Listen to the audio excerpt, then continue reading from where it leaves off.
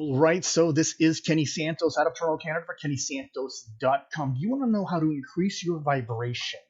When I say increase your vibration, I'm talking in terms of the law of attraction and attracting and manifesting more or intentionally manifesting more of what you desire. If you want to know how to basically increase your vibration using what's called the change game, then I invite you to stay tuned. I actually learned this technique by reading a book by Dr. Joe Dispenza. If you don't know who he is and you really believe in the law of attraction, then what I invite you to do is look him up because he really marries the law of attraction and science together in a really great way that makes a lot of sense. But he wrote a couple books. The book that I'm referring to is the book Breaking the Habit of Being Yourself, and he has these techniques in there, meditation techniques, and one of them is called the change game.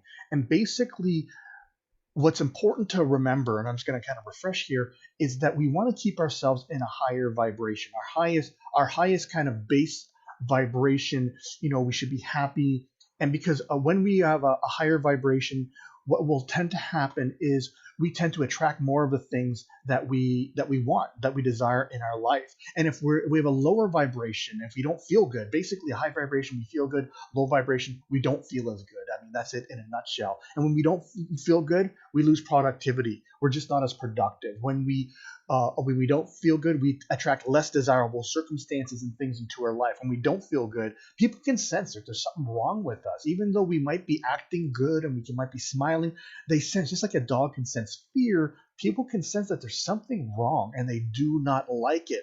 And having a low vibration or just not feeling good, it costs us opportunity, it costs us money. And so it's important that we stay in high vibration so that we can manifest more of what we want to manifest and we can attract more of what we want to attract. And a great way is called the change game. And so what we want to do is this, is that I want you to recognize is that there's times during the day that you can slip into a lower vibration and something might not even trigger you to do so. It could be something could trigger you. Maybe what's driving in traffic and someone cuts you off and you get angry, and that could ruin. It doesn't just get you mad in the moment, but then you're in a bad mood. It could be for the rest of the day, and you take it out on your on your coworkers, and you get home and you're mad at your spouse, even though they have nothing to do with it. It just kind of ruins your whole day. And sometimes it could be something that you just remembered that happened years ago when someone did something that and you got into an argument, right? And it's for whatever reason, it's an argument that you remember, and you spend time and energy thinking about what you should have said during that argument, defending why you're right and why they're wrong and what you would have said. And maybe you behaved in a way that you shouldn't have behaved, but it's okay that you did because they're the ones that made you mad. And so all these feelings, that could again ruin your whole morning, your whole day, your whole lunch hour, whatever the case may be. And we want to shorten that as much as possible. And so what Joe invites you to do in his book is he invites you that whenever you sense this coming up, right, you could be in the middle of that argument in your mind and you recognize, wow, this is not serving me. Just actually say either to yourself or out loud, if it's appropriate, change.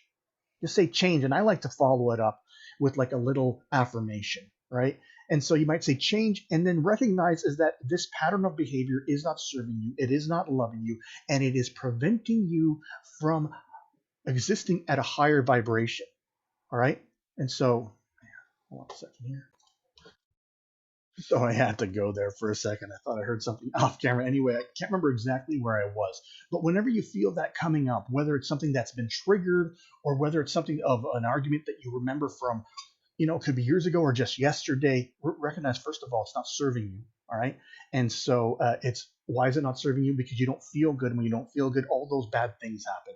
Right? You attract things that you don't want to attract into your life. You lose productivity. It affects your relationship. And so it's not serving you to remember these things and kind of go through there.